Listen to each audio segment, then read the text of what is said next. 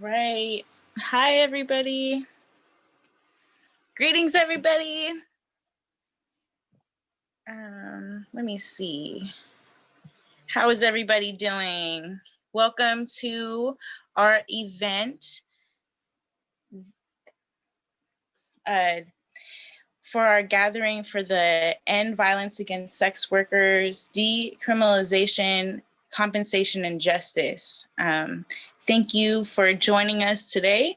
My name is Alex. I use they, them pronouns, and I am with the U.S. Prostitutes Collective. One moment. Okay, so let me really quick. I'm just going to do a little bit of Zoom keeping, and I just want to let people know that this event will be recorded. We are also live on Facebook right now. So if anyone wasn't able to get into the Zoom, they can go look at it there. We're going to be taking questions for the Q&A, so please place them in the chat and our moderators will collect them for the end of the event. And use Zoom reactions if you want to go crazy for the work. And yeah, there's also going to be a bio break and a poll. And at the very end of the program, we are going to have a raffle. And so for folks who have stayed through the whole program, you will be able to possibly win something tonight. And so these are some of our raffle prizes. We are going to have a face mask with the US Pros logo on it. We also have a dish towel that's Every Mother is a Working Mother, and we have some t-shirts, and all of those will come with a button. So yeah, thank you very much for coming. And really quick as well, I wanted to make a land acknowledgement. I, myself, and Rachel, and many of us are calling in from the Bay Area, specifically Yalamu, Ohlone territory, and folks who are in Oakland are calling in from Huchin. So I wanted to make that acknowledgement and thank all of the Indigenous folks who have opened space for us to be here tonight.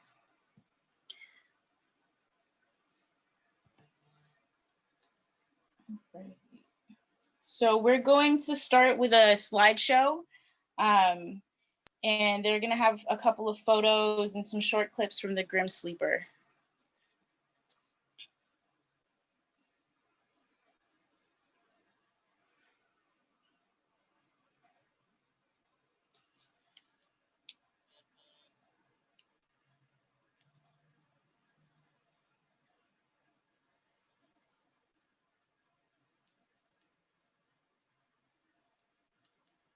All right, what's going on? Oh, perfect. Okay, I'm unmuted. Yeah. Hi, everyone. I'm Britt.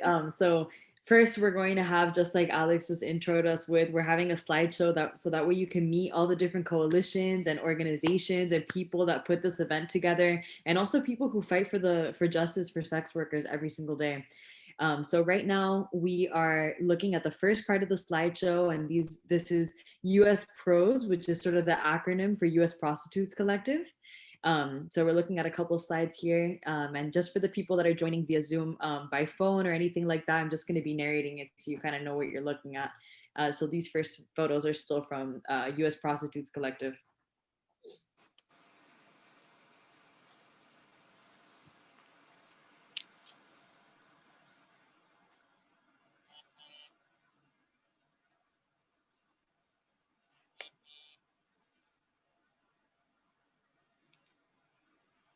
There's Alex. Give us a moment. we're having some technical mishaps, but that's okay. We're in an era of Zoom. So thank you.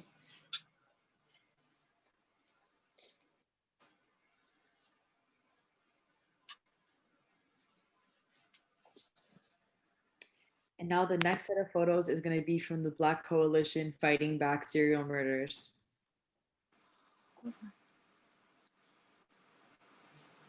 Really quick in the chat, is everyone able to see the photos? Okay, cool. Sorry, for my end, I can't see. Thank you, everyone.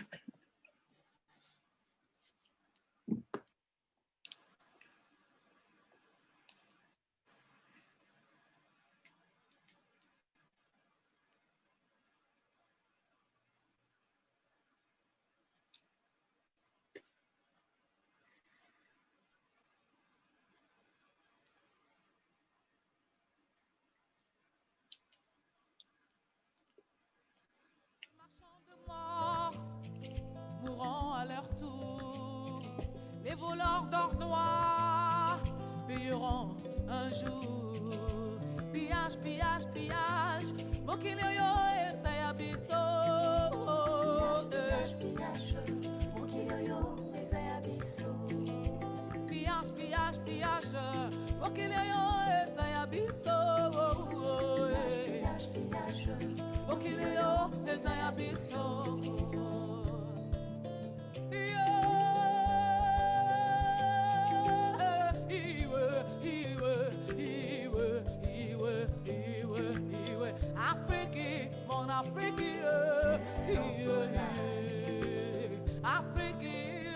The next set of images is from Indigenous women, girls, and Two-Spirit peoples.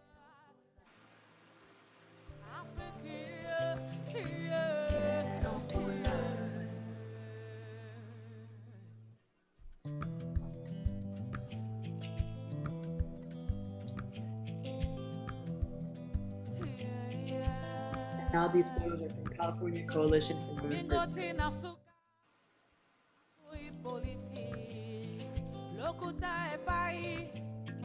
Corruption est paï. Hey, Zambé, Bikisa Africa. Hey, Zambé, Ayoki Basimingi.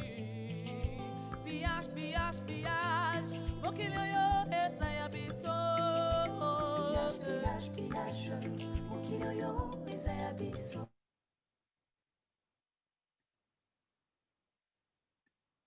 Awesome. So now we're going to be watching a clip from the 2014 film called Tales of the Grim Sleeper, which highlights some of the women's lives who were lost in South Central California, and which the Black Coalition fighting back serial murders is making sure that their lives are not forgotten. That's the work of that coalition. So now we'll watch that clip.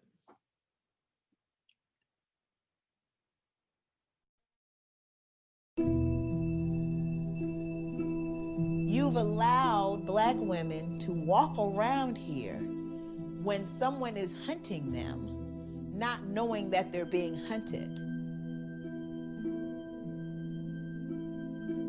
Imagine if they would have treated victim number 3 as if she was a student over at UCLA with blonde hair and blue eyes.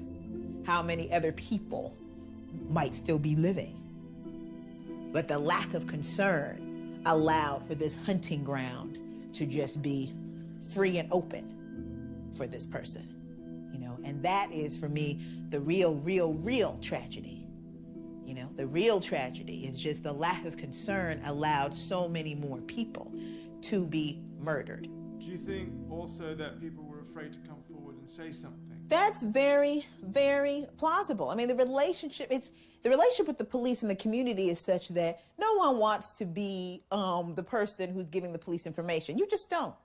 I tell my own son, you know, he's 16 years old. If something terrible happens and your mother's not home, here are the numbers of people to call. But whatever you do, do not call 911.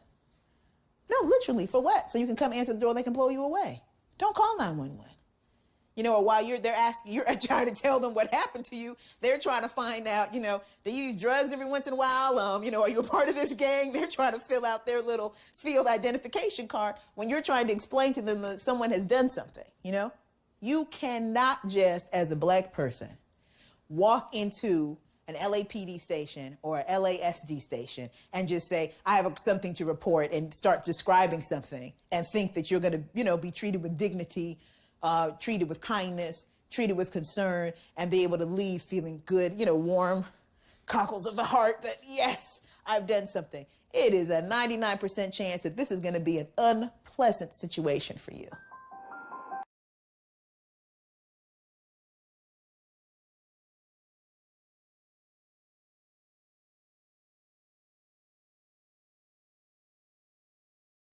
The police don't care because these are black women. It wasn't like he killed no. It's not like Lonnie killed no high-pro white folk. No, you know, she wasn't. I mean, we don't mean nothing to them. We're black. What the fuck? Just another nigga dead. You know, bitch shouldn't have been out there on them drugs. This case is not a high-profile case because they didn't make it one.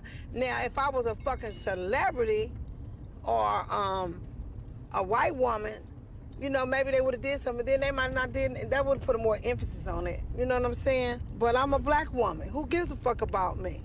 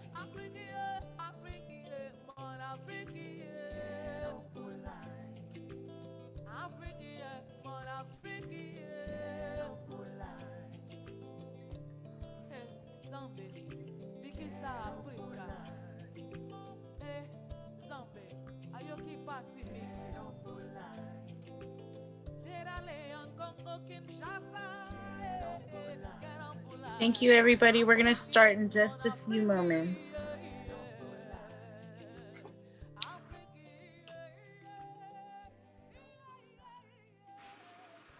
Awesome. Thank you, everybody. We're going to do another welcome since some more people have probably came into the Zoom since we started. So thank you again, everyone, for joining us for the End Violence Against Sex Workers, Decriminalization, Compensation and Justice virtual gathering for the International Day to End Violence Against Sex Workers, which is today, December 17th. My name is Alex and I go by they, them pronouns, and I'm with the U.S. Prostitutes Collective. And I want to do another land acknowledgement. Rachel and I are both calling in from Yelamu Ohlone territory. And many of the folks who have been organizing with us are calling from occupied Tongva land and Huichin land. And I'm going to pass it on to Rachel. Thank you. Hello, everybody. Well, it's so good to see you all here tonight. And yeah, as Alex said, I'm with the US Prostitutes Collective, which is convening this event tonight. Also, the In Defense of Prostitute Women's Safety Project, a project of ours that runs education on violence against sex workers. Just wanted to say a few words about us pros. We call ourselves the US Prostitutes Collective.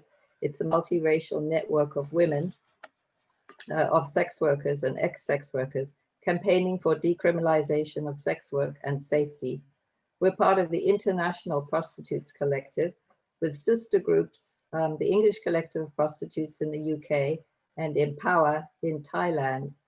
We campaign against poverty and with the Global Women's Strike for a care income for the work we do as mothers and caregivers, so that we can leave sex work if and when we want. We're really pleased at the response we got. We sent out letters for co-sponsorship for the event, and we got a wide range of organizations that joined in and co-sponsored with us, and I want to quickly read them just to give you a sense of it. I'll start, Alex, and then you want to finish it? I don't have the list in front of me. Okay, I'll just read it then. Okay. The Bay Area Poor People's Campaign, the Bay Area Sex Worker Advocacy Network, California Coalition for Women Prisoners, Chiapas Support Committee, Center for Political Education, Code Red Co., Downtown Women's Action Coalition in LA, Erotic Service Providers Union, HIPS DC, March and Rally LA, Me Too Survivors, the Living Wage Coalition in San Francisco, National Lawyers Guild San Francisco, No New San Francisco Jail Coalition, Operation Period, Project Survive, Rad Mission Neighbors, Soldiers of Pole, Stories of Women Productions, Stop LAPD Spying, St. James Infirmary, the Sidewalk Project, Western Regional Advocacy Project, Women of Color Global Women's Strike. So that's a great range of people that are supporting this. Thank you very much. Yes, thank you. So next on the program, we are going to pass it on to Margaret with the Black Coalition Fighting Back Serial Murders.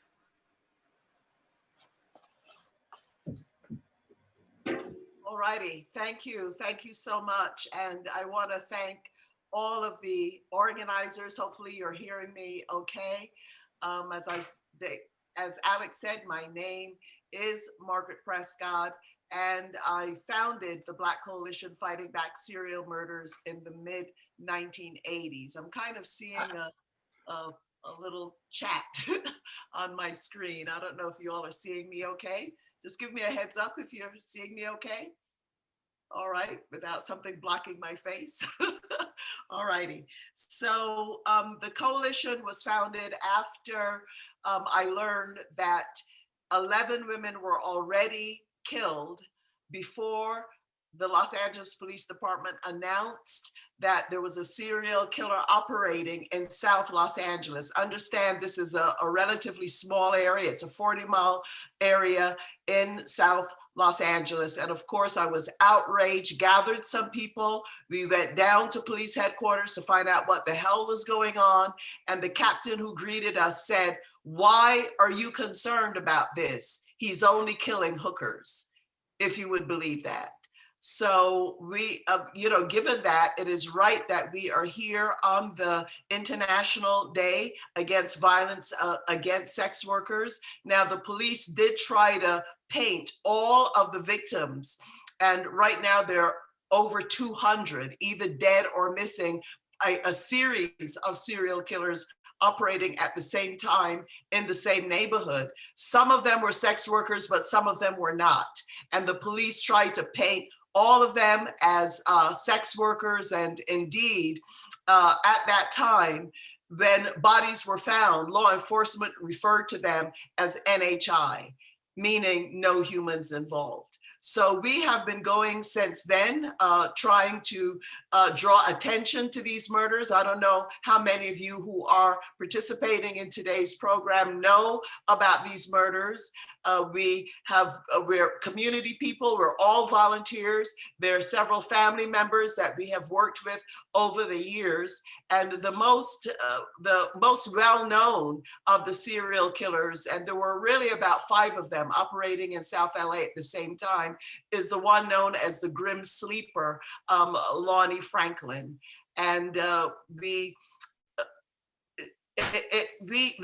knew that if these murders were happening in any other community, a more well-off community, if these were not impoverished Black women on the street, that it certainly would have gotten a lot more attention. Everybody across the world knew when a white student went missing in Aruba, or a little blonde co-ed from Virginia was murdered, and rightly, they should get that attention. But the Black women in South LA feeling the brunt, the historic brunt of the devaluation of our lives, no such thing. And I'll have to say that when we began, our theme was Black women's lives count. This was decades before Black Lives Matter. And still today in 2020, we are still working to try to draw attention to these murders and to bring justice for the families. What I'd like to do now is to just introduce a couple of clips from a film called Tales of the Grim Sleeper. It's by British filmmaker Nick Broomfield. It was on HBO. It does bring some attention to the murders. And I chose these clips. We chose these clips because we wanted you to hear the women speaking in their own name. But the second clip that you will see will also show some of our activism. Let's go to those clips now.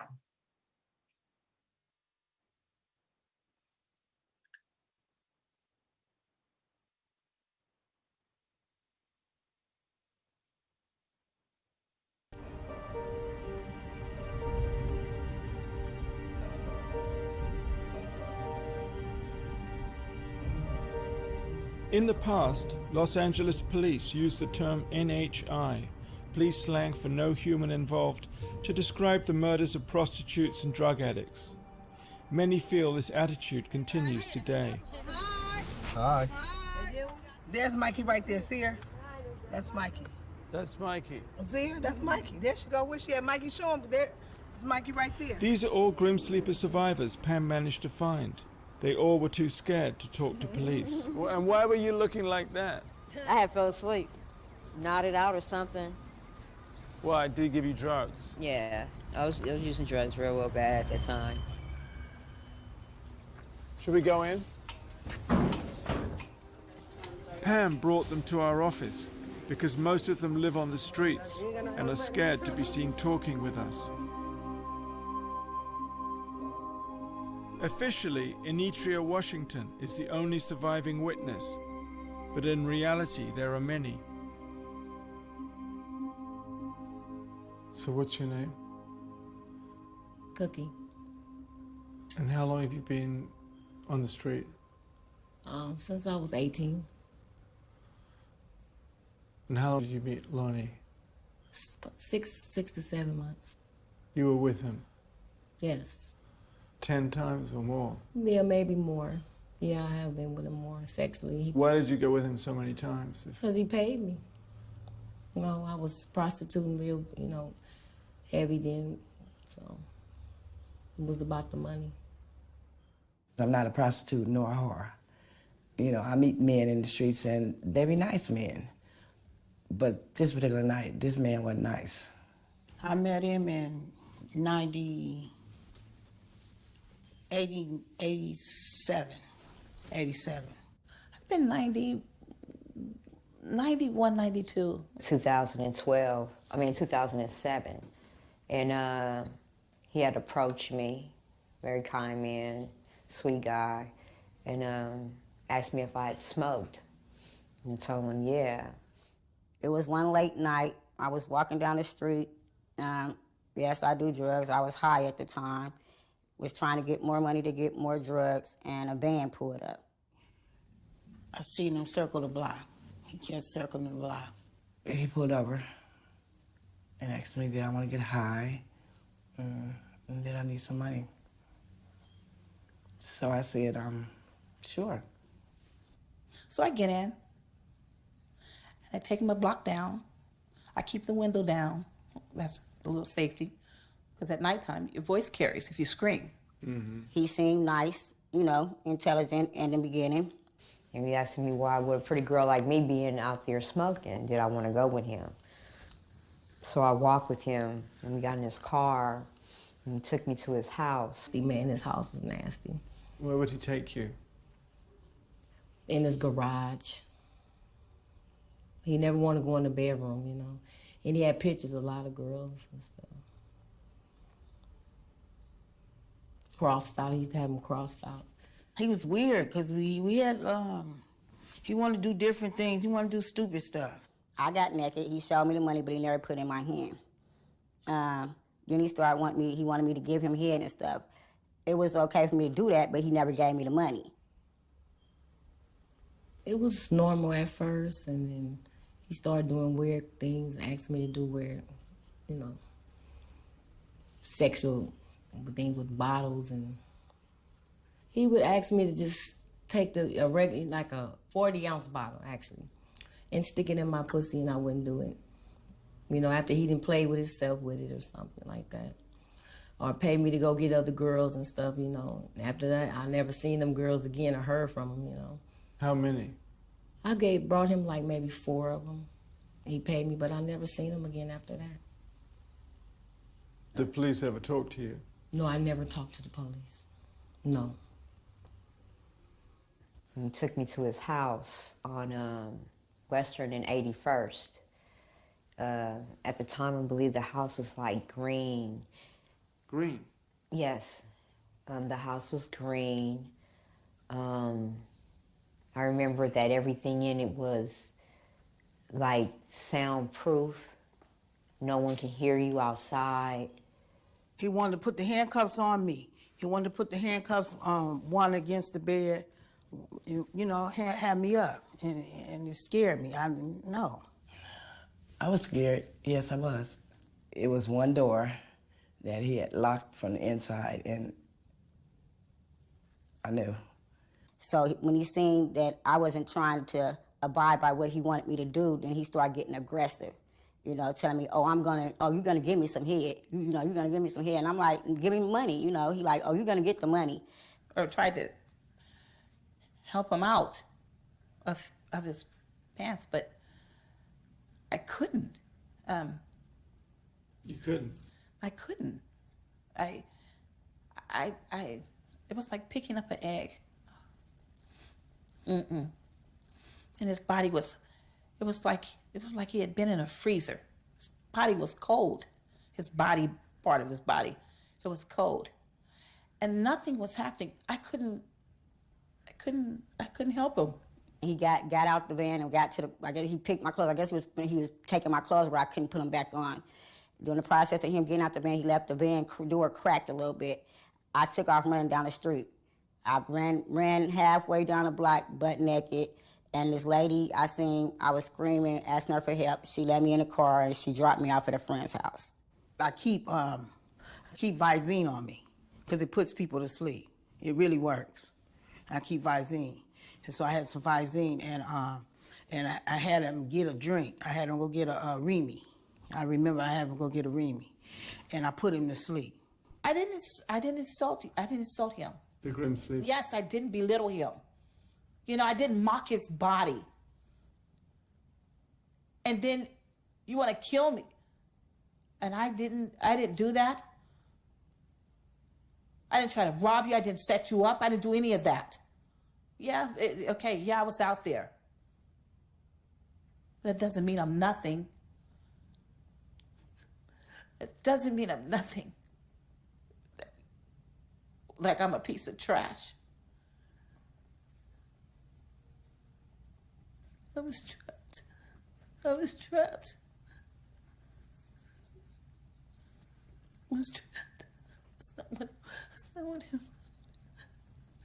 That's not what I wanted. That's not the life I wanted. What I'm trying to explain to you and say to you is that just because they have Lonnie doesn't mean this is over with. There's another motherfucker out there just as sick as he is. You know what I mean?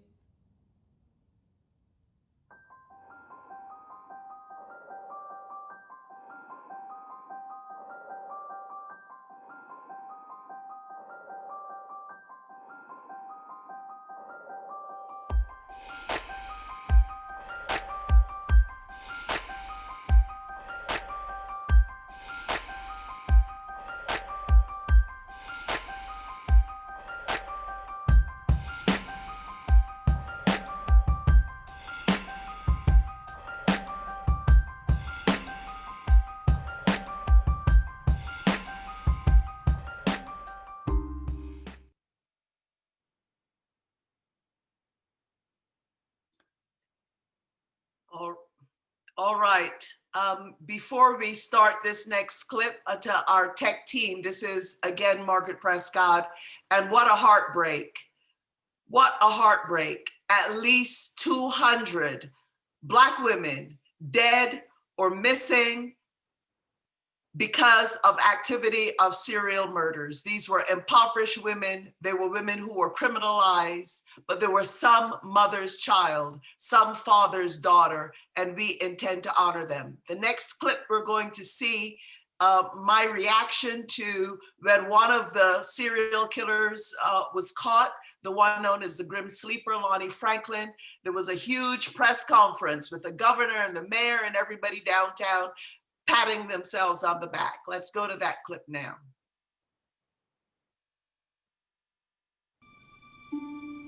25 years after the killing began, Lonnie Franklin was finally arrested in July 2010. One man preyed on the innocent, stole the lives of women living in some of our toughest neighborhoods. Today, I'm proud to announce that this terror has finally come to an end.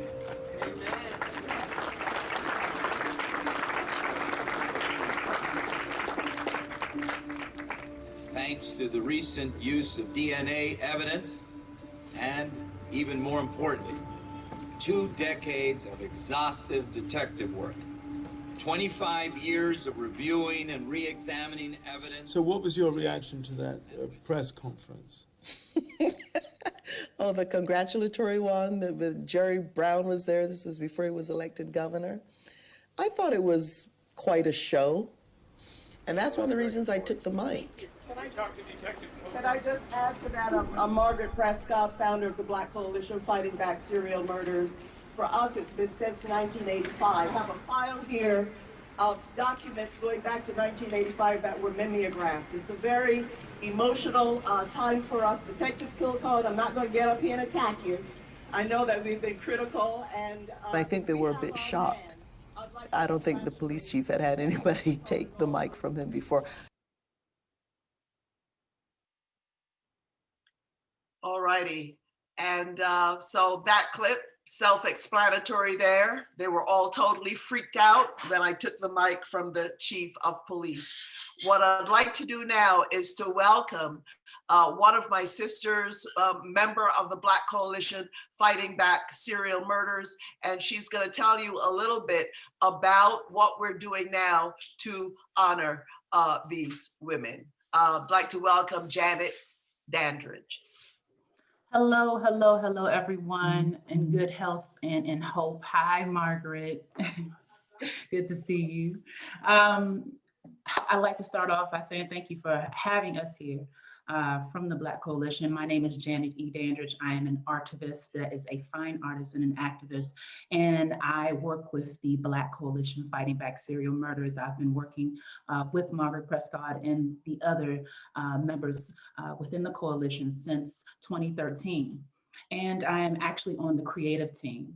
What we're doing right now within the BC is creating the drive to fund a memorial for those women and girls who were taken by these serial murderers.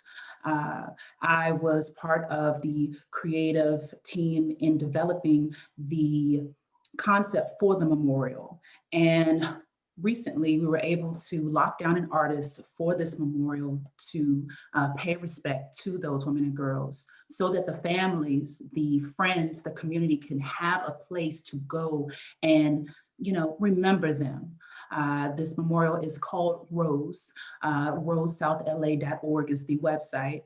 And we have actually selected an artist, a fantastic artist who has done numerous works nationally pertaining to the African diaspora and Black Americans. Her name is Vinnie Bagwell. And right now what we are in need of is funding to have this memorial come into fruition. So if you are interested in donating to that cause, you can definitely go to RoseSouthLA.org. That is ROSE South SOUTHLA.org. Once again, we are definitely looking to create this space for the families. And really, when you're thinking about the families, you're thinking about the children who were impacted by the loss of their mothers. They need a space along with the community to be able to remember their mothers, to mourn together actually, and be able to share their story with others who have experienced this same trauma within their neighborhoods. So I am thankful to be a part of the Black Coalition Fighting Back Serial Murders. I'm thankful for Margaret Prescod in establishing this organization that is doing this work. And I'm thankful to the US Pros for, bringing awareness to everyone internationally about the violence against women, the violence against sex workers. So thank you for having us, and thank you for giving us this opportunity to share the story of these women and girls who were murdered by serial murderers in Los Angeles between 1982 and 2010.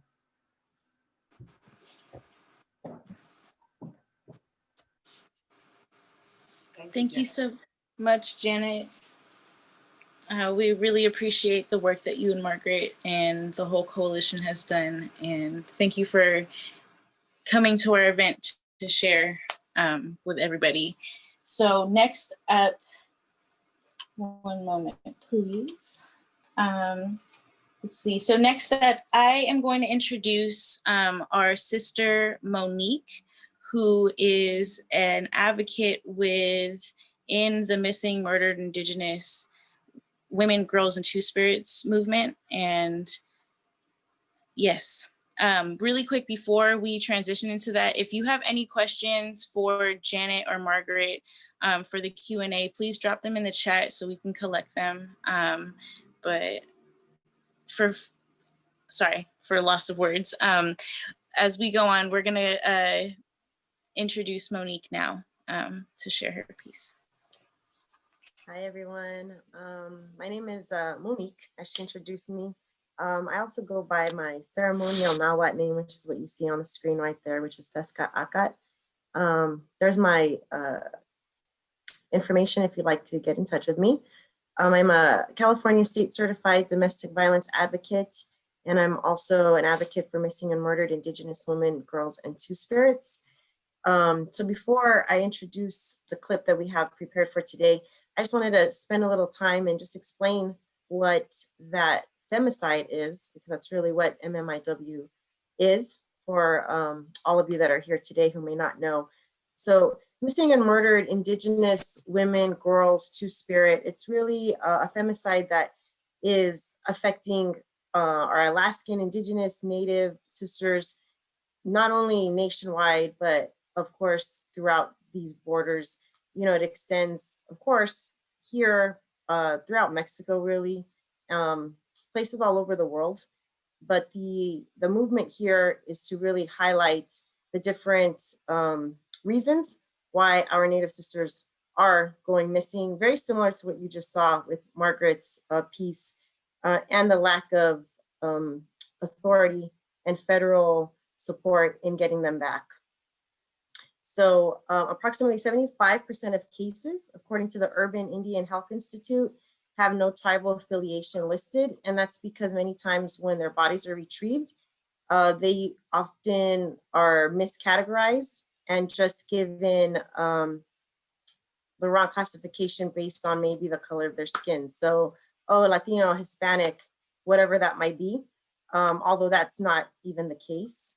And also, there's no work put into where they came from. So very similar to like what we just saw, they are missing. It seems like they may have been sexually assaulted, must be a prostitute, and case closed. That's all. There's no more that goes into it. Many of the girls are very, very young, 10 years old. And of course, there's much older women and victims as well. So this is, a blatant offense to our people. Authorities are not conducting proper investigations into their disappearance, into their murders, and there's no evidence being collected, no data being collected. So it's very difficult to put a thread together as to why these things are even happening. Earlier this year, prior to COVID, it was a very momentous occasion that I was invited to.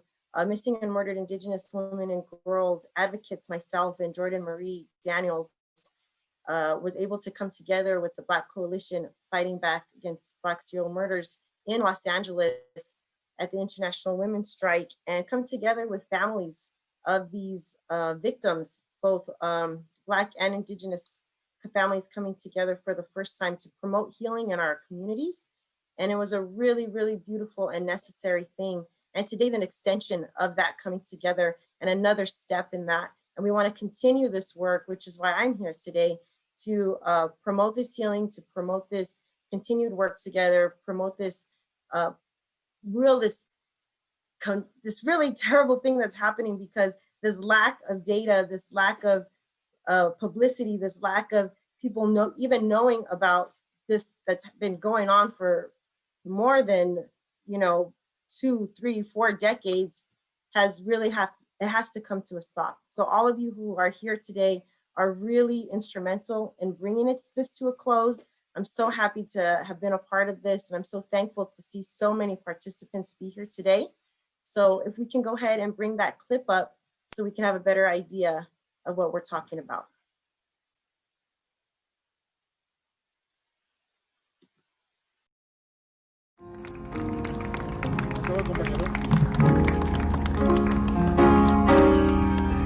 For at the end,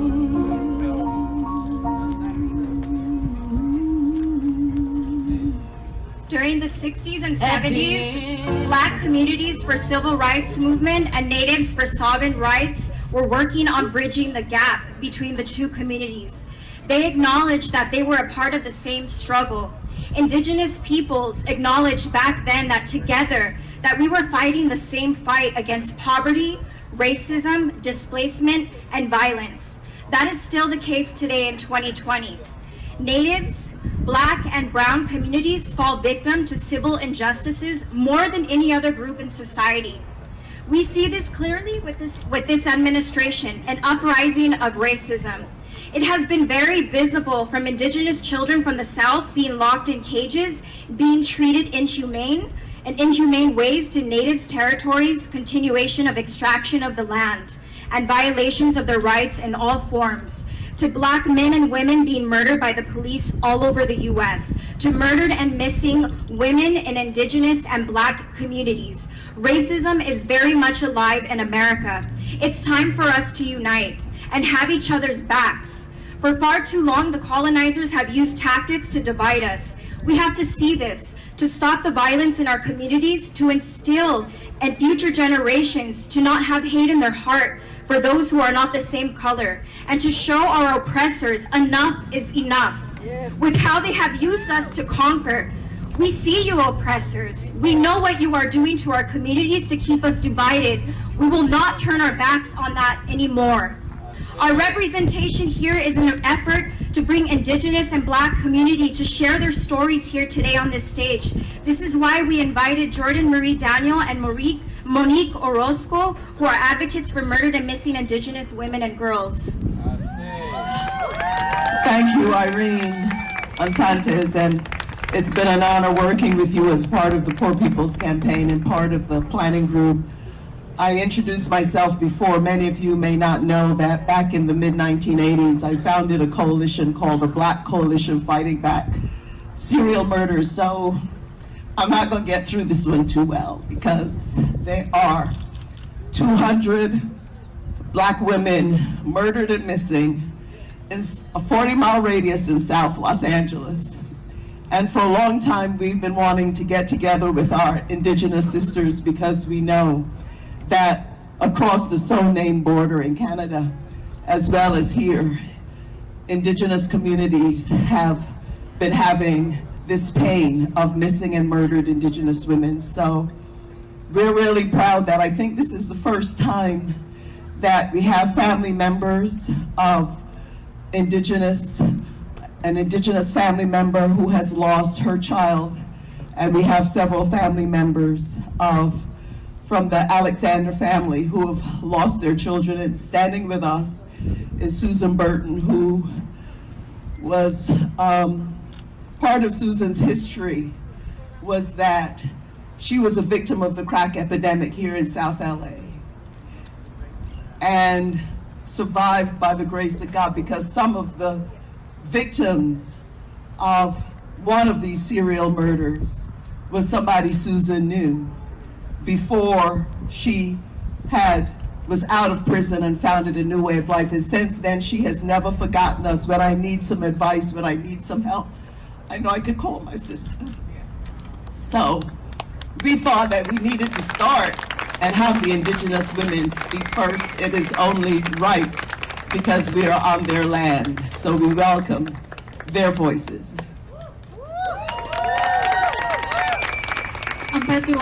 Good day.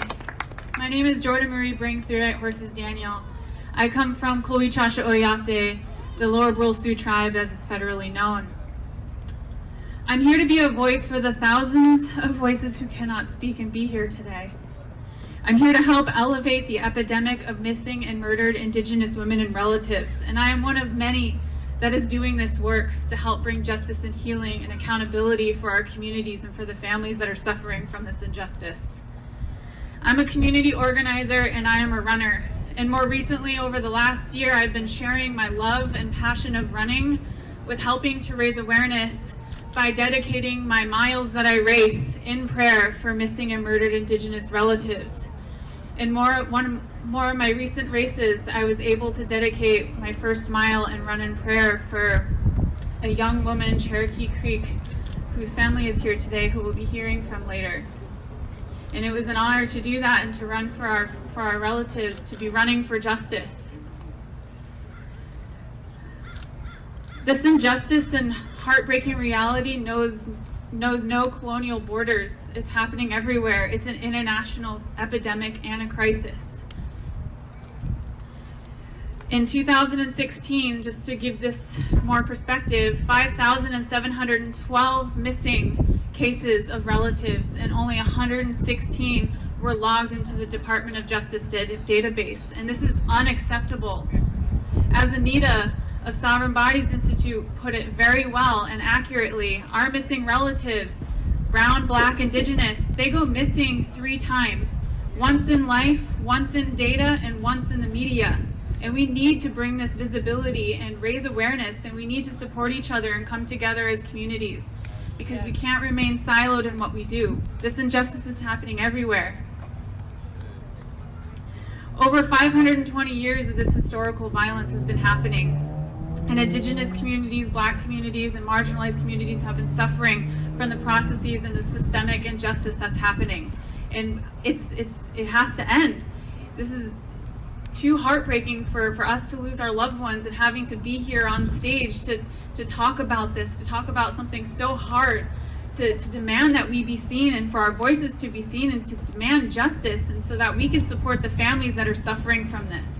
This can't go on anymore. And as we talk about climate and social justice, you can't have one without the other. Yes. And what's happening in our climate justice movement, we're advocating to stop these pipelines, and these pipelines are raping our earth, the communities and the corporations, the big money, the fossil fuel industry is raping our Unchimaka grandmother earth. And with those pipelines and these dirty infrastructure projects, they're bringing man camps. These man camps bring high rates of sexual and domestic violence, homicide, and trafficking to our tribal communities and the border towns beyond borders.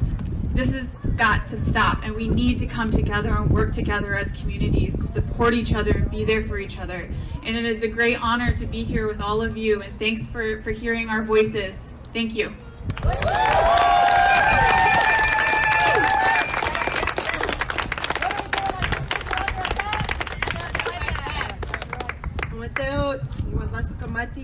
My name is Tezkatl, which is Nahuatl, meaning glass reed. I come as a missing and murdered Indigenous women and girls advocate. As previously shared, our sisters, nieces, cousins, mothers, granddaughters are going missing, being killed, and there are no authorities taking it seriously. Local officers say they're runaways or they're prostitutes. Federal authorities purposefully miscategorize victims or claim they had something to do with their own demise. They went looking for it. And so the tragedy continues. We need to take the steps necessary to change this. We also are very honored, and we know it's very difficult for them, to have the family of Alicia Alexander here. She was one of the victims of the so-named Grim Sleeper. Alicia's mother, Mary, is a bit too emotional right now. It's difficult for her to say some words, and I understand that. You could imagine the trauma these families have been through, and the family has stood strong with her. Alicia's sister is here. Alicia's brother is here. We know it's International Women's Day, but we think it's right that the family members and the men stand with us here. And the Alexanders, they have been with us before there was an arrest on the trial. They were at the press conferences. They were passing out information. They were down at the court each and every day. And our heart really goes out to them. And we're very honored that they're here. And Porter Alexander, do you just want to say a few words? Do you want to say?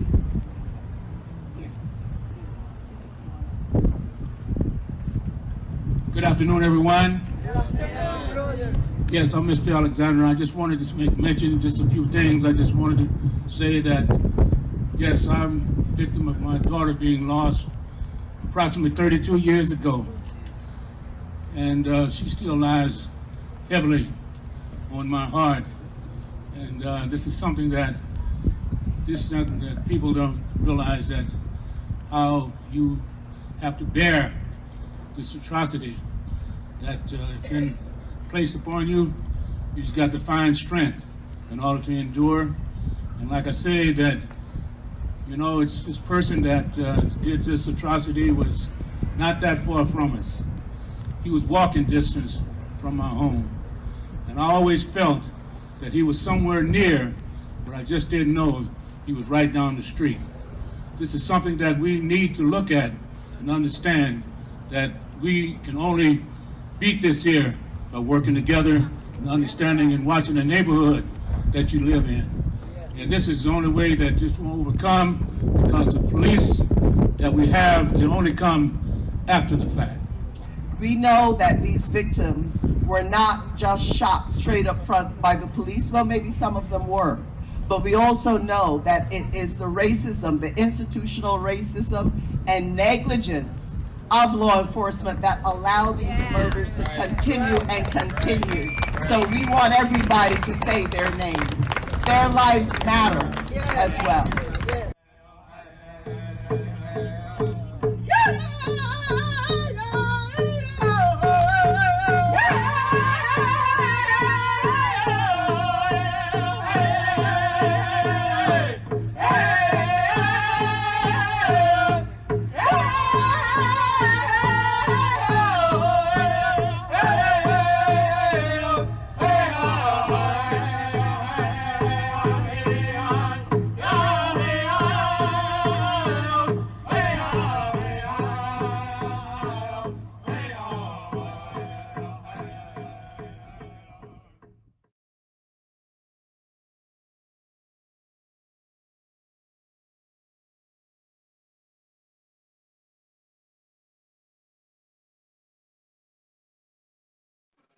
Okay.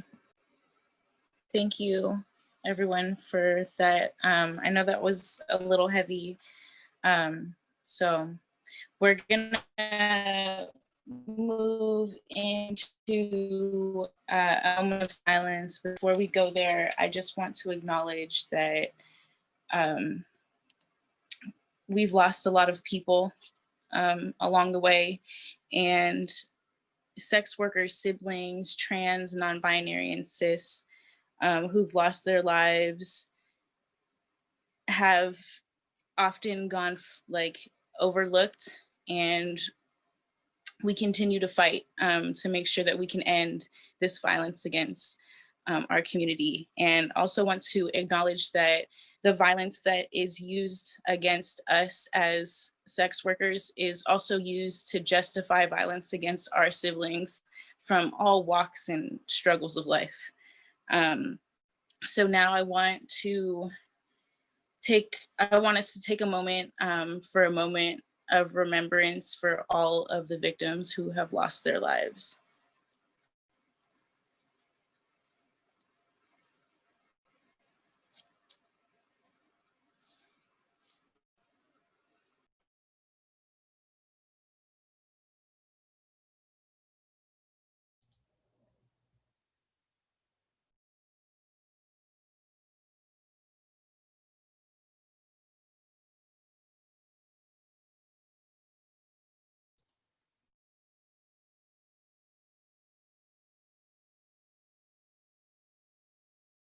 Okay.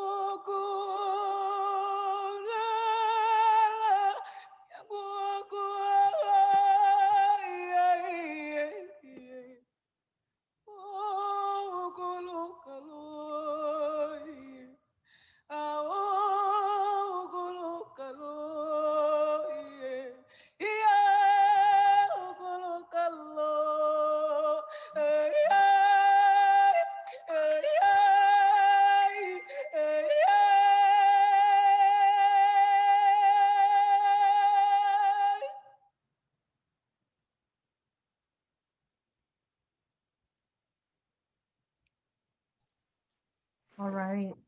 Thank you, everyone. Go ahead, Gata.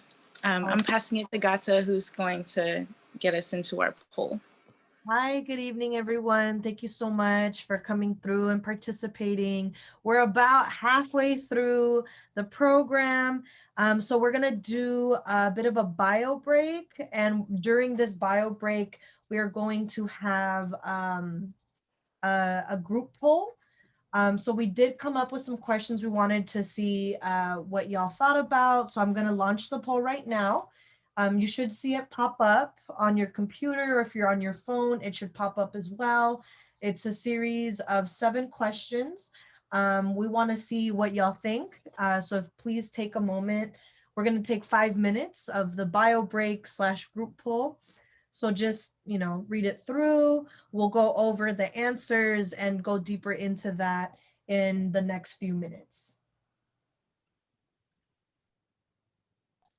Let me put some music on. Hold up. Sorry, y'all.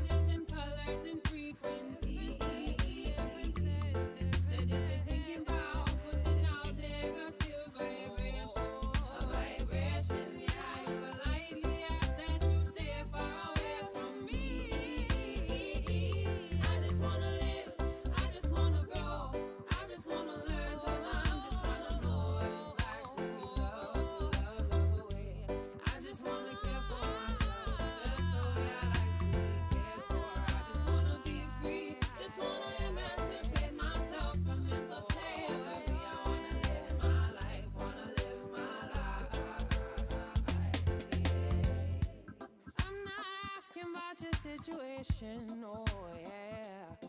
I'm just asking you to open your mind to find some peace and meditation. I'm not asking you to rip apart every piece of your colonized heart. I'm just asking if the love notes I wrote you haven't read. I'm just asking if your soul's being fed. Oh, oh, are you allowing yourself to grow? Oh, so you can finally become whole.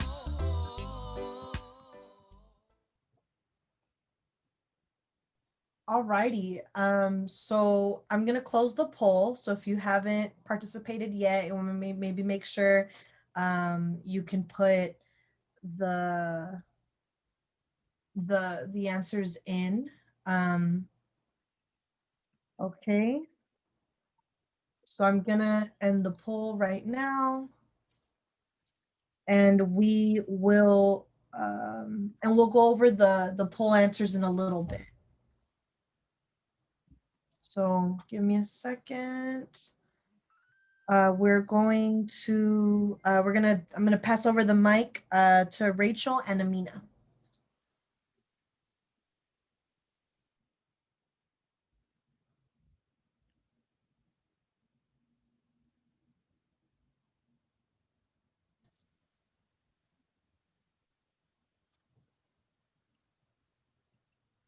Rachel, you're on mute.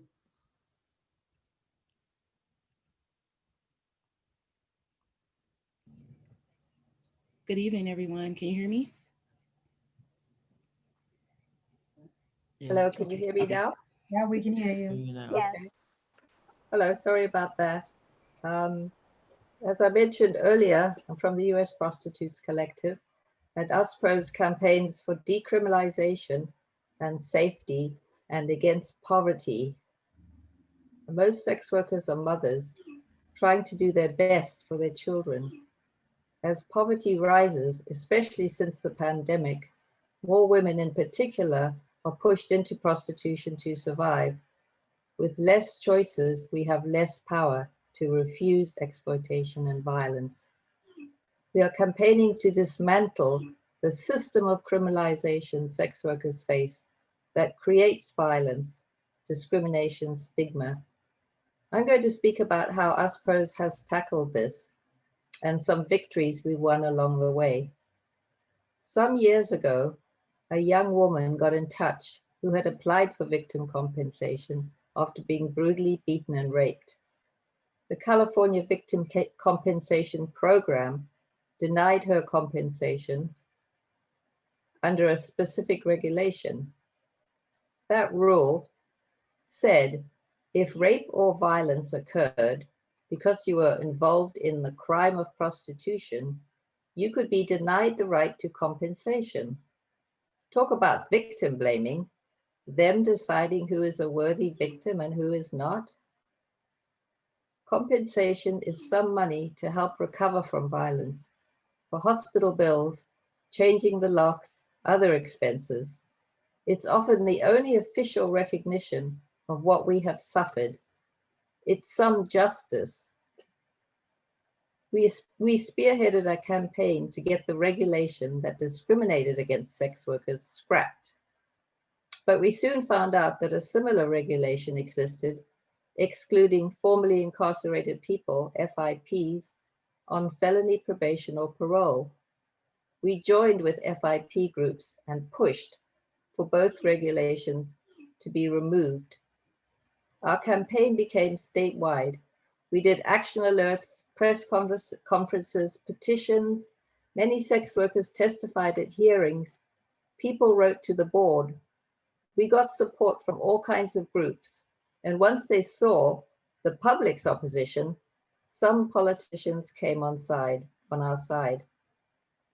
It was an exciting day when the Victim Compensation Board voted to repeal the regulation denying sex workers the right to compensation.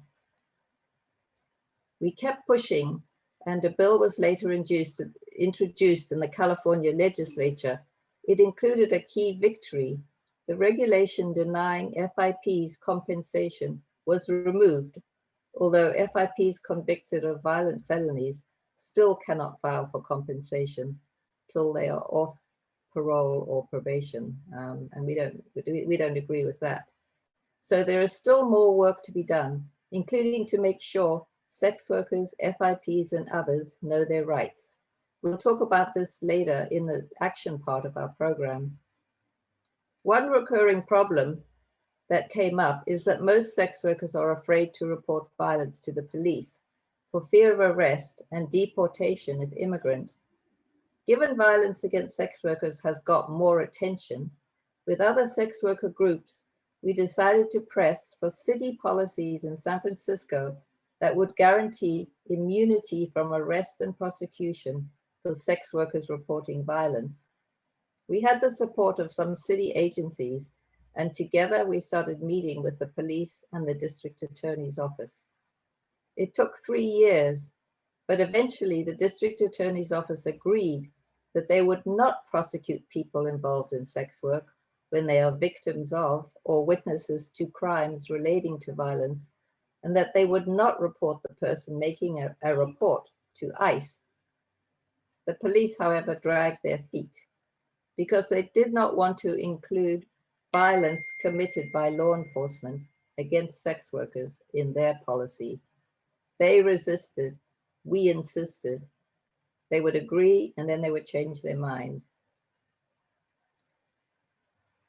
Then, as we all remember in the Bay Area, those of you in the Bay Area, the massive scandal in 2017 about 30 cops who abused a young sex worker of color, and that exploded in the media. This showed how police take advantage of sex workers' vulnerability, and it helped push the chief of police to agree to the policy. The policy includes this wording: any officer misconduct against sex workers, including retaliation, coercion, or coercive intimate acts, is subject to disciplinary and/or criminal action.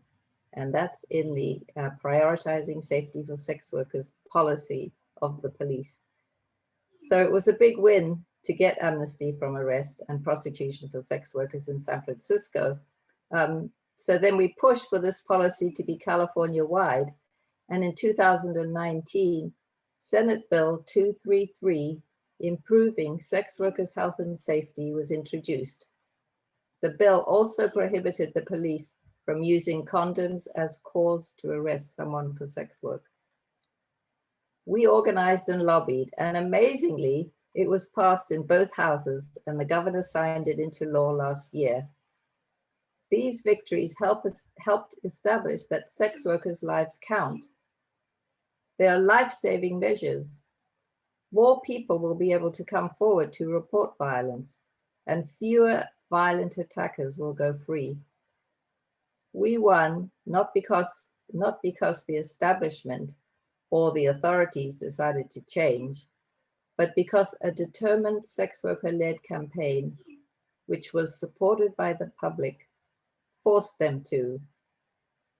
They are important victories for our movement as steps to winning decriminalization, safety, and justice for all. Thank you.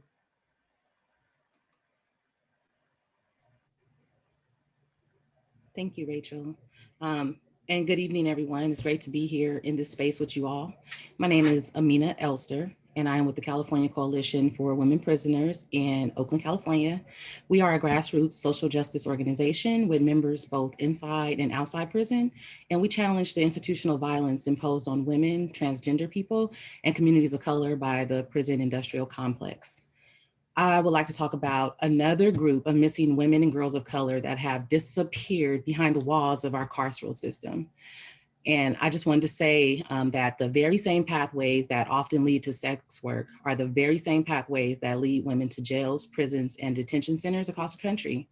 And it's important to note that the patriarchal approach of police and the criminal legal system functions in a way that ensures women, trans, and GNC people are punished for exhibiting agency over their lives and their bodies. Between 1909 and 1979, California was the most aggressive eugenic sterilizer in the nation. And for those unaware, eugenicists believed that people inherited mental illness, criminal tendencies, and poverty, and that these conditions could be bred out of the gene pool. Many of these sterilizations were forced and performed on minorities. In 1979, California repealed its eugenics laws, and sometime later, in about 2003, then Governor Gray Davis issued a formal apology for the thousands of sterilizations that took place, yet failed to include a victim compensation allocation. Fast forward 3 years, in about 2006, a Black mother that was imprisoned at Valley State Prison for Women sued the state of California for an involuntary sterilization. What came out of that case was another failed opportunity for the state to provide reparations for the violence inflicted on marginalized people. But it did succeed in bringing about further investigations and a state audit that ultimately revealed at least 144 women and transgender and gender nonconforming people had in fact been sterilized during labor and delivery without required consents and authorization in California women's prisons between 2006 and 2010. So for the last 3 years in a row, CCWP, along with California Latinas for Reproductive Health and the Disability Rights Education and Defense Fund, have been working to pass legislation that will provide redress for the wrongs survivors of sterilization have suffered. The bills would offer a small amount of reparations and would also require notification for those in prison about the sterilizations. Although there has been general support from many legislators, the bill has failed all 3 years because the legislature is unwilling to provide funds in the state budget for these reparations. We are currently working hard to have these reparations enacted and the notification component included in the state budget for next year. And just like the Tuskegee experiment, failed to notify Black men that they had been infected with syphilis, the women, trans, and GNC people identified in the audit as having experienced coerced sterilizations have to this day not been notified about the harm that was done to their bodies. I also wanted to highlight the recent exposure of egregious sterilizations that occurred in the Irwin ICE Detention Center in Georgia just a few months ago in September, which makes it clear that forced sterilization remains a dangerous and racist form of population control in the US.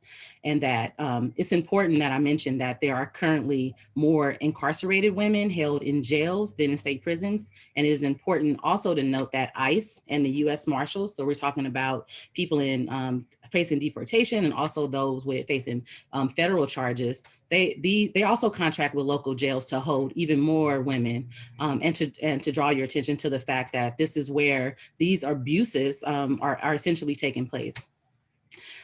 Keep in mind, because we know that police regularly target and assault sex workers are more vulnerable to abuse from clients, denied access to employer-based health insurance, and jailed unnecessarily. And this makes them vulnerable to these practices of forced and coerced sterilizations. So we're calling for an end of state violence inflicted on all criminalized women, trans, and GNC people, and also calling for the reparations of those involuntarily sterilized in California institutions. Thank you. Thank you. Next, we're going to have show a video. It's a video of the board meeting at the victim compensation program that I mentioned, and we made it after we won there. So that's what's next.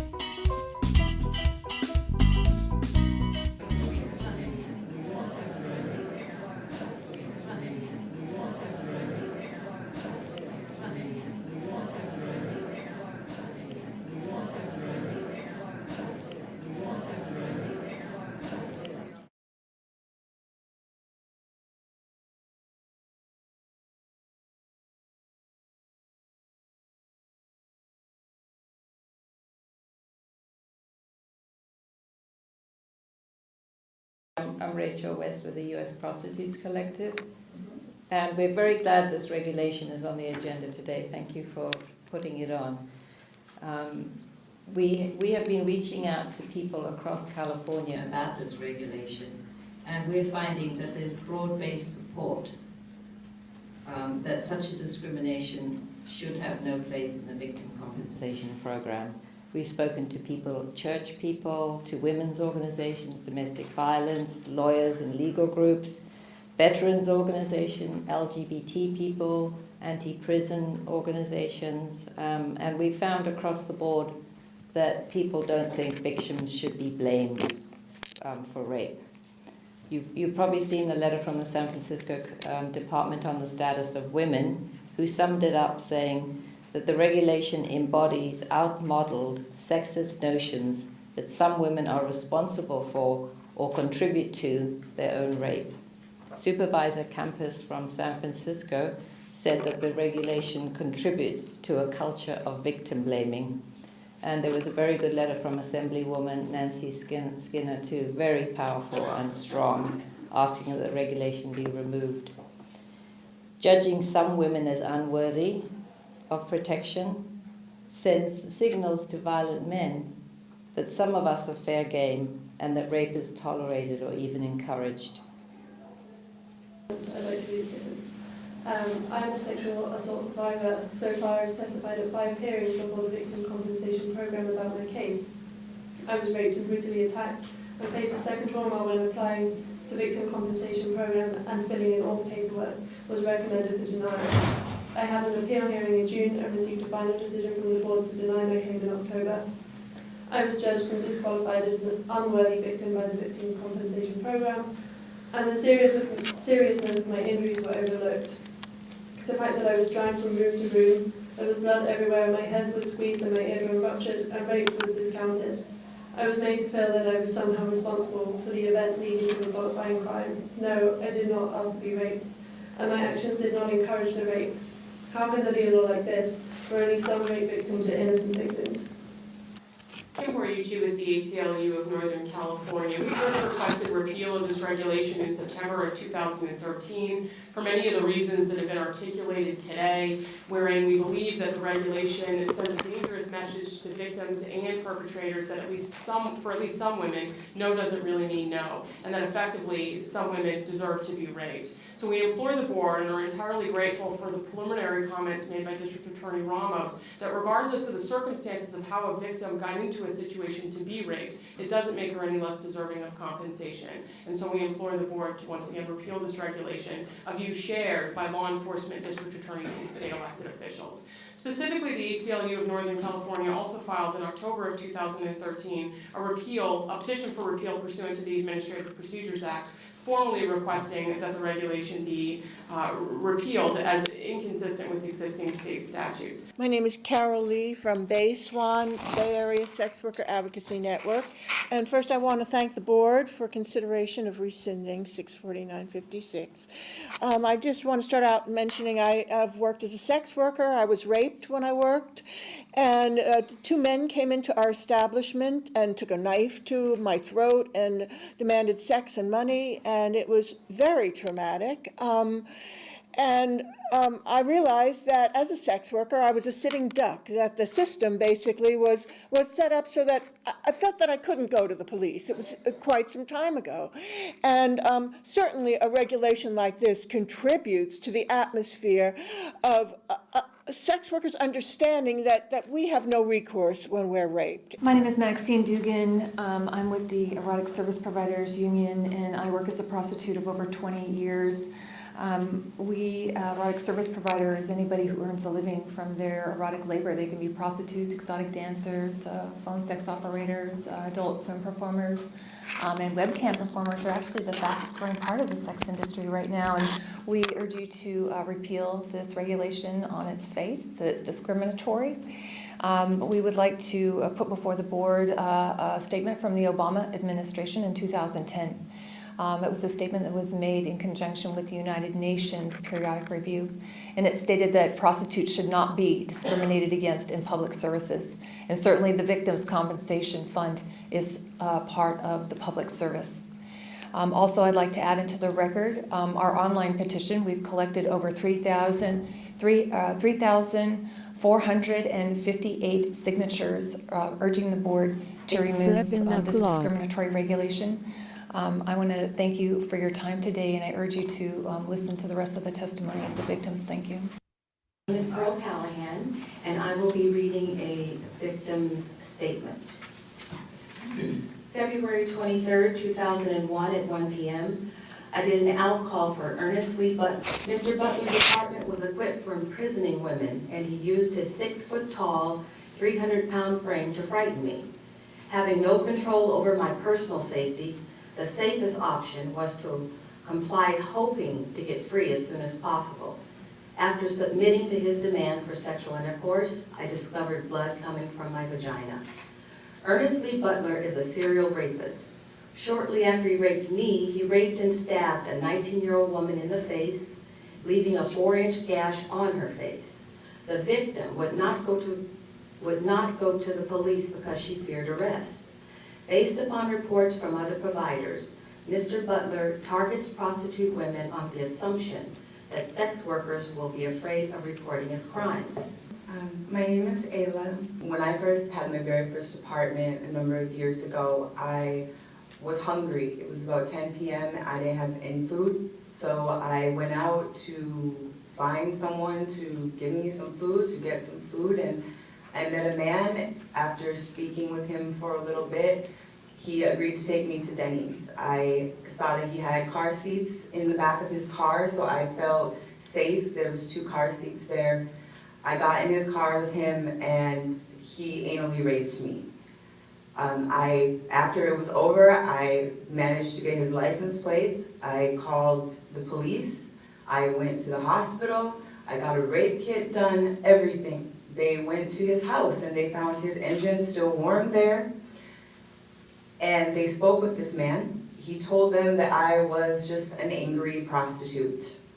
And the police then came into my hospital room where I'm sitting there in the ER and demanded the money, told me that I was lying, that I was not raped, told me that I was just angry and that I was a prostitute. And that was the end of it. The officer was very abusive to me to where the advocate in the hospital had to come in and make him leave. I was traumatized by this, and they did nothing to help me. They basically told me I was lying, and they believed his word over mine. I received a call from the police department a number of months after that, and they wanted me to come in and testify against this man, not for raping me. He was found later on with his wife tied up in the trunk of his car. My name is Kristen D'Angelo. I was also a victim of a brutal rape and attack here in Sacramento in 1983. Right downtown here near 16th Street, I was held captive overnight. I was strangled repeatedly, waking up and to find myself still there. I was raped, I was beaten, I was robbed, but I was lucky enough to crawl down the street and have somebody find me and take me to UC Davis Med Center. What happened there was I was told that if I prosecuted this guy by the police, that I would be the one to go to jail. I got mad, I went over his head, and I was very grateful the district attorney at that time listened to me, and the man did end up taking a plea bargain and was prosecuted. However, he went on to commit numerous more crimes. He was arrested 8 more times, and those women weren't prostitutes. They were everyday people. But I think for me, today, we need to send a message to those people out there that this board is not going to stand for this, and I would move to consider number 4 to eliminate this rule 649.56. Before I accept that motion, I want to ask if there are any other comments, because I have a comment today. I too want to thank those who testified today very, very much. This is a very difficult issue, and I appreciate both the work that some of the organizations did in informing the board in the testimony earlier and working with the board, and then of course the very compelling testimony that you all brought here today. I personally find Rule 649.56 repugnant. I don't understand why it was passed in 1999, but I think that it's time that we do something about it. So, are there any other comments, questions? I'll second the motion. The motion has been made and seconded to eliminate Rule 649.56. All in favor? Aye. Aye.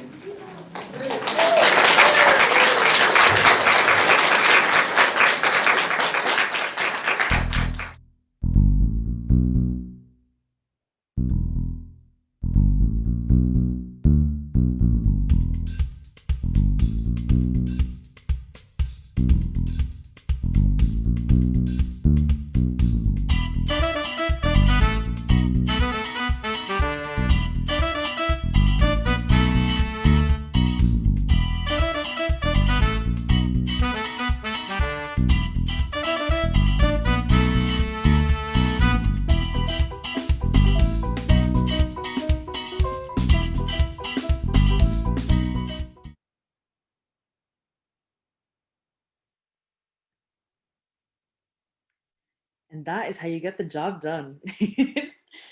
So now we are going to take a moment to go over those poll questions that you all answered. So hopefully, can folks see the poll up on their screens again? Look at the chat. Yes, it is. Okay, I saw a thumbs up from someone. Okay, awesome. So the first question, have you heard about the serial murders of Black women in LA before this event? So here, about half of the folks hadn't heard of it before. Then the next one, had you heard about the missing and murdered Indigenous women, girls, and Two-Spirit people? So a lot of people answered yes to that one, almost everyone, with only 6% saying no. Number 3 was, do you know which countries have decriminalized sex work? And the right answer actually is only New Zealand of this list. So not in the UK, not in the United States, and not in China. So you learned something new today. The next one is, do you know who is excluded from the California Victim Compensation Program, which is comes from the video that we just watched? And here, first off, we really want to acknowledge and apologize really quickly for the language that's used in this question, because we always want to use humanizing language for people who have been convicted and for people who have been incarcerated. And so that being said, the answer to this question is that third option of robbers or people who were convicted of robbing and got prison sentences and are on probation or parole. They are the ones of this group that are excluded from California victim compensation. So sex workers and formerly incarcerated people are included in that. And then number 5, can law enforcement use condoms as cause to arrest someone for sex work in California? And 71% people said yes, but the answer is actually no. Also, coming from that video, you can see some of the work that campaign did, so that law enforcement is not able to use condoms as a grounds for arrest. Number 6, what year did the California legislature pass a bill that prevents police departments from arresting sex workers who report violence? And a lot of people did get this one right. It was 2019, so this only happened last year. And the last question here, do you know about the prioritizing safety for sex workers policy in San Francisco? And the vast majority of people said that they didn't know. So thanks so much for participating, and we will continue with the program now. Awesome. Thank you, Britt. So thank you everyone for participating in the poll. I know that a lot of seeing the answers from that, I see that there's a lot of folks who didn't know or did know, and it's great to see that this has been a really good place to educate folks about everything that's going on, or not everything, but many of the things. So I do want to say that 2019 was the year that there was a legislation passed that made it so that cops cannot use condoms as a grounds to arrest you, or can accuse you of sex work. And so that's a really big victory that we've had in this movement. So yeah, I want to move on to this little part right here. We are going to drop a donation link into the chat for folks who feel compelled to donate towards this work. They can be made through PayPal, and they are also tax deductible. So that's a good thing. But yeah, so we have a special guest with us from HIPS DC, and we're gonna give them a moment to speak. So if we can get Tamika Spellman pinned onto our live. Thank you. Hello, everyone. My name is Tamika Spellman. I am the Policy and Advocacy Director for HIPS in the District of Columbia. I am the lead organizer for Decrim Now, SWAC, which is working on the decriminalization of sex work here in the District of Columbia. HIPS partnered with Georgetown Law Center, the O'Neill Institute, and Whitney Walker to do a study that was just published today. And I did a panel on that earlier today. And it is reporting the findings from the study, and it's called Improving Laws and Policies to Protect Sex Workers and Promote Health and Well-Being, a report on criminalization of sex work in the District of Columbia. And this is detailing what sex workers are telling people about how sex work has been negatively affecting their lives. And it's not sex work in and of itself, it is the criminality of sex work that is in fact the barrier to housing, to jobs, to basic healthcare, mental health care, especially when it comes to Black and brown people, especially transgender women like myself. I've been a sex worker for 38 years. And most of the harm that I've experienced has come through the state, through police and the court system. I don't see police as being my friends. They're not protectors. They're enforcers of laws. A lot of these laws, like anti-sex working laws or prostitution laws, are absolutely ridiculous because it is blocking a normal human behavior. Sex is normal. Sex work is just casual sex taken to the next level. So why are we segmenting a population of people and punishing them for having casual sex? Is it because we're circumventing the dating process? Or is it because of somebody else's moral compass? But here in the United States of America, we're supposed to be governed by laws, not a moral compass that is based on Christianity. And it's supposed to be separation of church and state. And this has absolutely nothing to do with the church. This is about my body and me having control and the ability to do whatever it is I want to with it. If anything, what government should be doing is making sure that I'm safe. Not telling me I can't do this. It's absolutely ridiculous. The barriers that it creates are harmful. You have hundreds of thousands of sex workers worldwide that tell you the same thing. And even those that are under these partial criminalization models, the Nordic model, or what some are trying to sell as the equity model, there's nothing equitable about it. It is still harmful to the sex worker. How do you decriminalize part of a transaction? That's absolutely ridiculous. That's like saying it's legal to smoke marijuana, but don't you dare buy it. How dumb is that? That keeps criminalization in play. Full decriminalization of consenting adult behavior is the only answer. Thank you, Tamika. You are so right about all of that.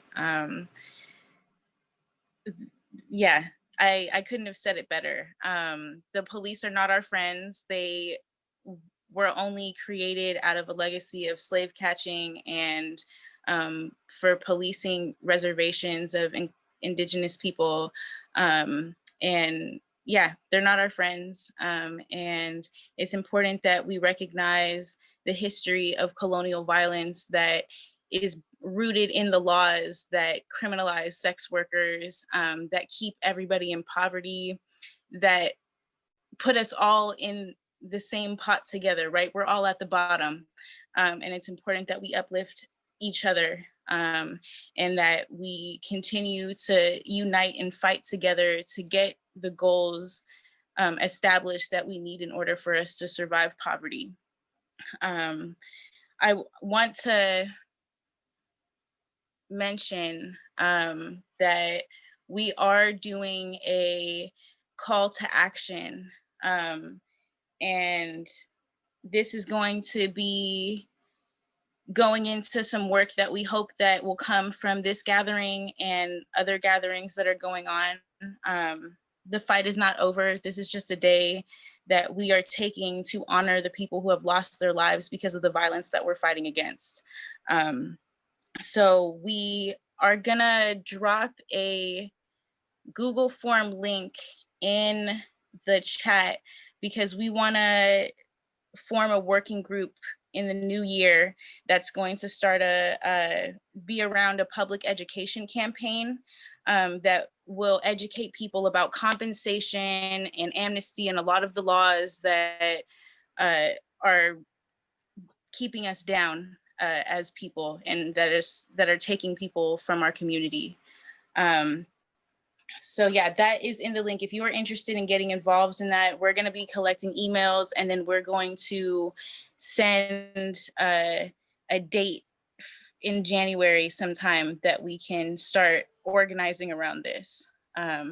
So thank you. And thank you again, Tamika, for coming to speak and for all of the speakers who have came and shared the work that they're doing that is all intersecting back to things like decriminalization that will provide a lot of space of liberation for not just sex workers, but for, you know, our family members, for people who are incarcerated, for people surviving poverty, for all of us who have been left behind based on the system of white supremacy and capitalism.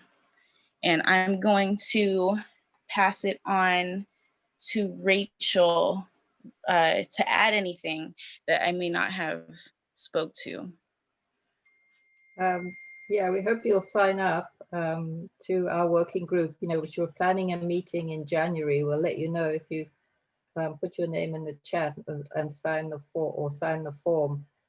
We're planning to, you know, continue on with the work that we've described, all the fights for the policies, for safety, for more compensation, you know, everything we've talked about.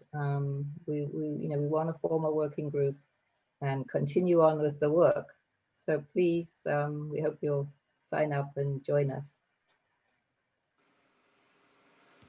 Yes, thank you. So we are going to open up our question and answer right now. And yeah, if anyone had any questions, let's see if we have anything in the chat. And if you didn't put anything before, you can feel free to put some things down in the chat. This is Margaret Prescod, and there is a question, it seems, about the alleged Jeffrey Epstein madam, who is awaiting trial on multiple counts of bail. And do you all think bail should be granted to her?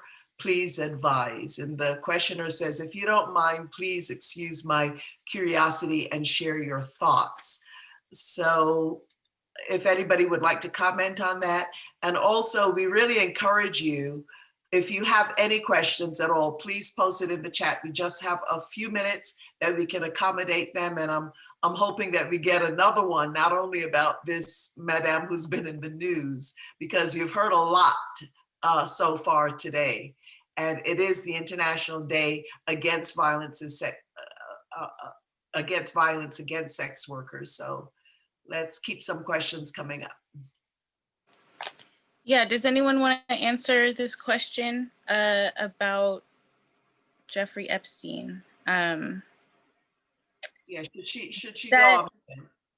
Yeah, thoughts on that?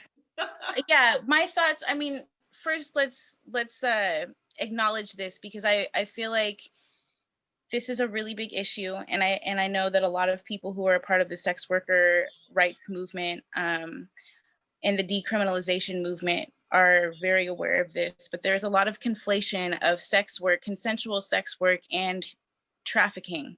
And we want to acknowledge that there is a difference and they are not the same thing.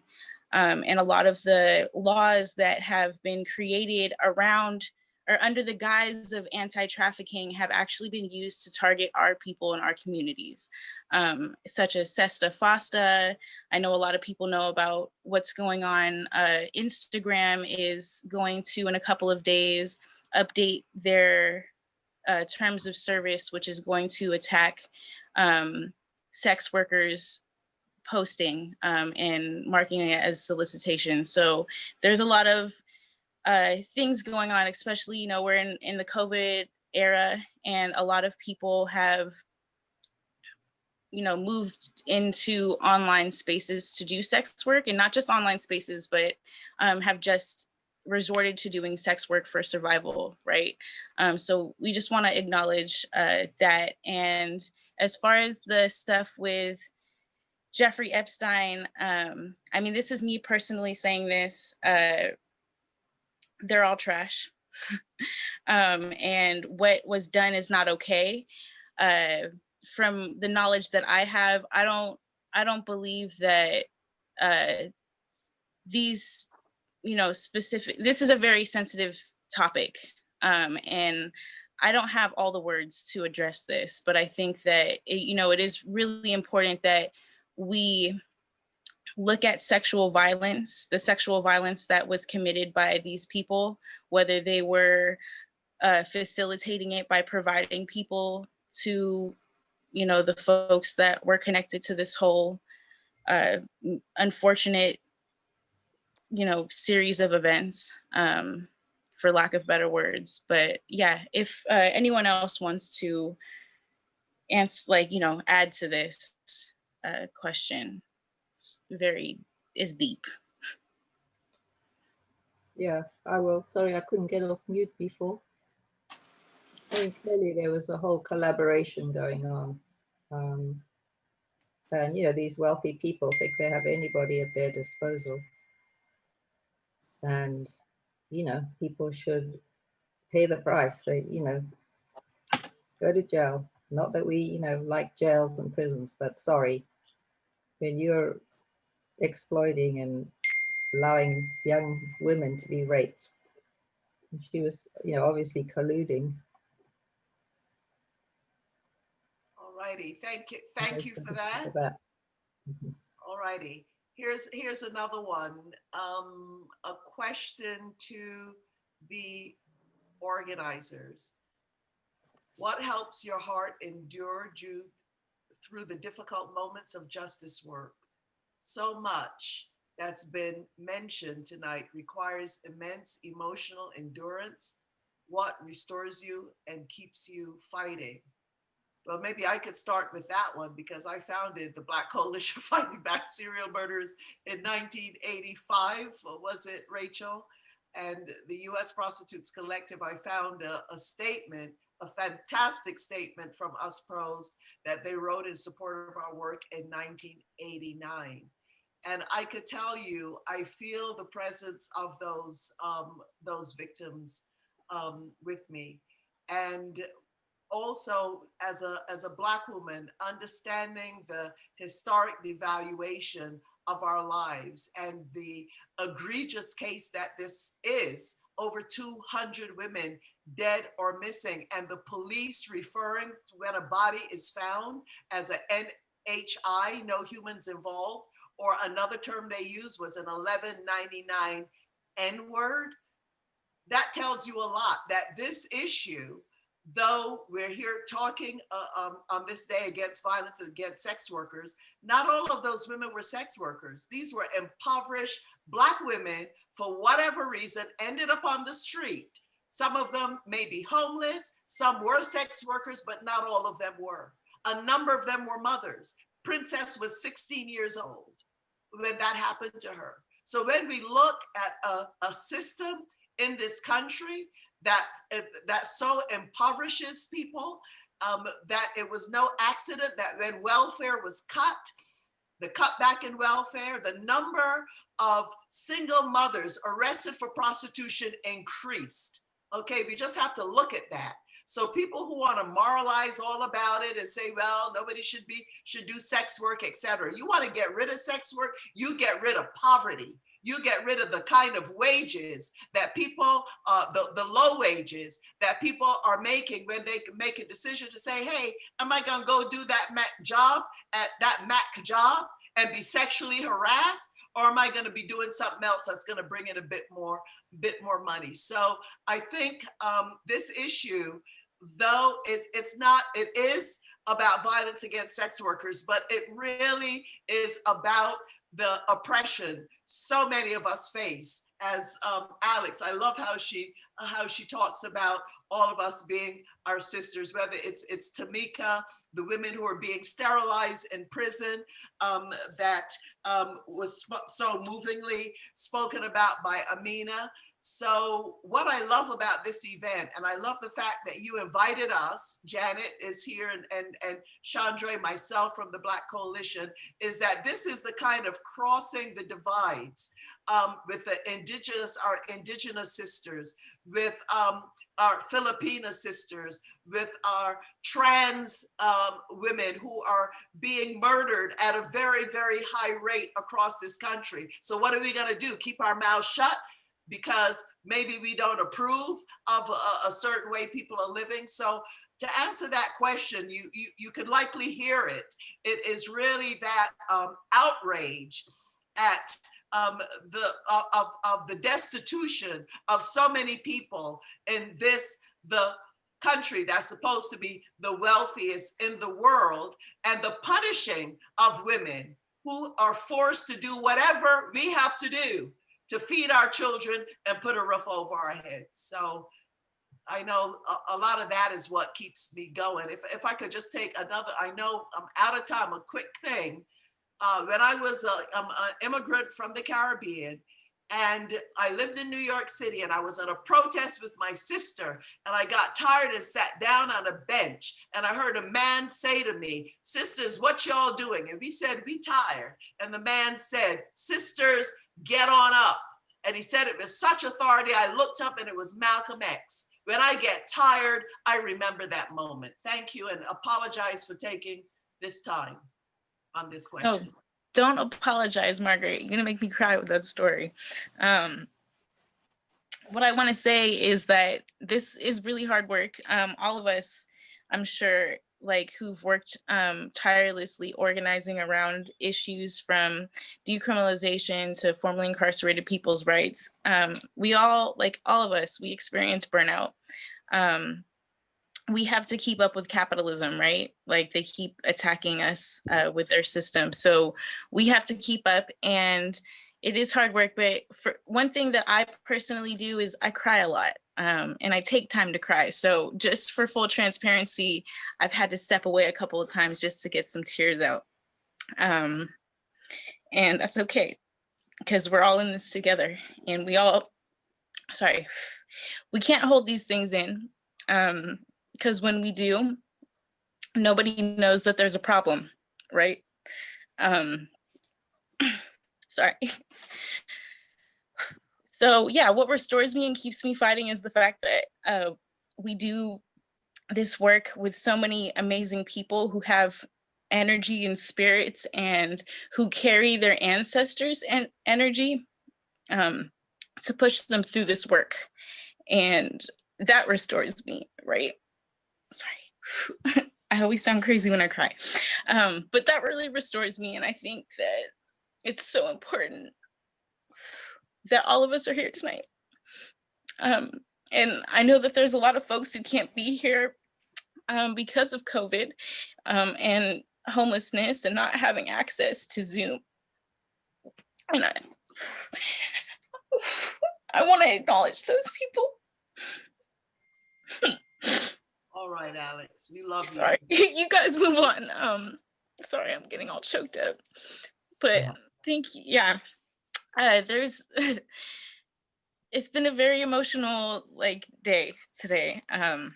But there's a lot of work that we still need to do, and we just have to remember stories like Margaret's and all the victories that we have, and to think about what all of our siblings who have died and lost their lives would want us to keep doing. And to always, carry everybody with us as we go, right? We have 7 generations ahead of us that we need to do this work for. Thank you so much. I thank you so much, Alex. We promised that we would wrap up at 7:30. There are a few other questions, and what we'll do, Rachel and Alex, if that's okay, we can save this chat, and the questions that people have had that we don't have time to answer right now, maybe we can get them up on the Us Bros website or Facebook page or something like that. Would that be possible? And for our tech team, if again you could post the websites of the organizations that have spoken. I know there's a lot happening on the chat, and people are asking about the Victims Memorial. They're asking about the sterilization project, etc. Remember, there is a form to fill out for that call to action. A lot of us are going to be part of that call. We're going to be working on these issues and carrying that forward. So please fill out the poll. Somebody asked if people only in California should be part of that working group. No, we welcome you from other parts of the country as well. We can do this work together. So thank you. I think right now maybe we could just wrap up the Q&A because we're running really short. Yeah. A little over. So thank you, Alex. Margaret. We're gonna wrap up this Q&A. I do really quick want to echo what Margaret's saying. We will take those questions in the chat, and we're going to send an email out to people who registered for the event, whether they made it tonight or not, with a recording of this video of this event. And we will also put the answers to those questions in there. And thank you so much for everyone, coming. We are gonna get into the raffle now. The event's not over. So thank you for staying. We can do this all night if you want, after party, to celebrate and honor people. So yeah, I'm gonna let Gata take off with the raffle, and there are 3 winners in this chat tonight. So let's see. Right. That's right. Thank you, Alex. So yes, the event is not over yet. There are the 3 raffle prizes. If y'all remember, there's a shirt, there's a really cute face mask, and every mother is a working mother. I think it was a cloth. Okay, so let me share the screen. So I have everybody's names who's here. Oh, excuse me. I have everybody's names here, so I'm just gonna spin it. And if it lands on your name and your name pops up, please say it's you in the chat, because that's how we're going to find out and follow up with you, okay? Cooper, are you here? If you're not here, we're going to just give it to somebody else. So Cooper, if you're here, you got 10 seconds to write your, hey, it's me. And then one of us are going to follow up with you. Okay. So Cooper, you got 8 seconds. Okay, 5, 4, 3, 2, 1. Going once, going twice. Cooper is not here. Alrighty then. So we're gonna move on to the next person. So only people who are here right now present are eligible to get the raffle. Ooh, Alexis? We got an Alexis.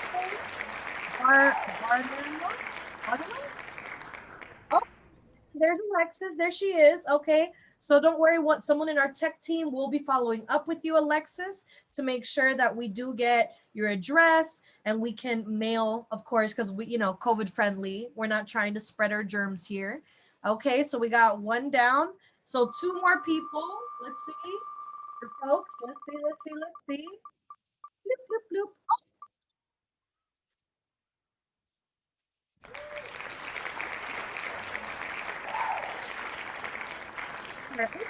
Sure. Are you here? Or did she leave?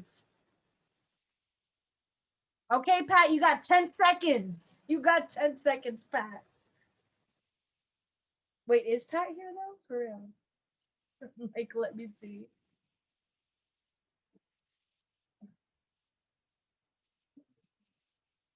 There she is. Thank you, Pat. Okay, so now we're gonna run it again for the last raffle.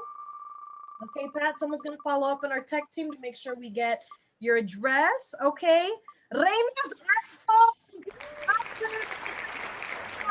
I know, I saw Reina's iPhone in the chat earlier. I know you here. There you are. Okay, Reina, someone in our tech team will be following up with you. Please don't leave. So everyone who just got picked, who said I'm here, please don't leave until someone in the tech team at least has reached out to you to make sure that we got your address and we can send you your goodies. Yes, congratulations to all the winners. Okay, and now I'm gonna throw this back to Alex and Rachel for thank yous and for our co-sponsors as well to shout them out. Yes. Okay. Thank you, Gata, and congrats to everyone who won our raffle. That was hella cute with the wheel of raffle fortunes. So yes, we just want to thank everybody who was a part of the program. Thank you, Aminah. Thank you, Margaret. Thank you, Janet. Thank you, Monique. And we also want to thank everyone who was a part of our planning team, everyone who went like crazy on Instagram and shared everything. And for the folks who went on our lives, I know Janet and Monique and Rachel. So we're so happy that this event turned out the way that it did. And this isn't like the end all. This is just the beginning of a lot of work, like, the continuation of a lot of work. So yes. And I also want to shout out, oh, I forgot Tamika. Sorry. I just want to shout out Tamika and everybody who's on Facebook watching right now. Thank you for watching. And yeah, I'll pass it on to Rachel so she can share. Oh yeah, these are all of our co-sponsors here. And so, yes, Rachel, take it away. Yeah, as Alex said, we want to thank everybody who contributed to make this event so great. And people contributed in so many ways, with the planning meetings every week, sending out emails, social media, tech, pinning down 1 million details, everybody, including Nikki from the International Prostitutes Collective, helped shape the event. And we want to thank Eric for video editing. And again, thanking all the co-sponsors that you see up front for help with publicity and social media. And yeah, thanks everybody. Yeah. For all your help putting this together. And also the speakers, the wonderful speakers. Everybody was great.